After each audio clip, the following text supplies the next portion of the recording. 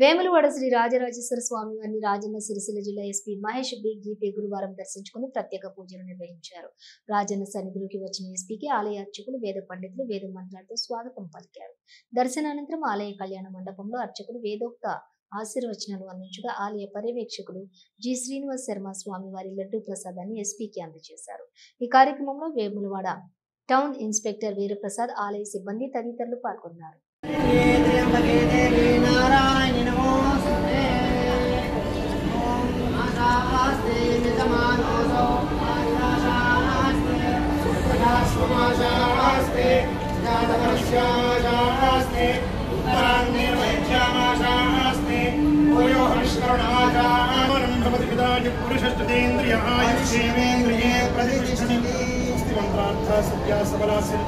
वेदोक्तं परिपूर्ण आयुष्याभिवृद्धिरस्तु पार्वती राजराजेश्वर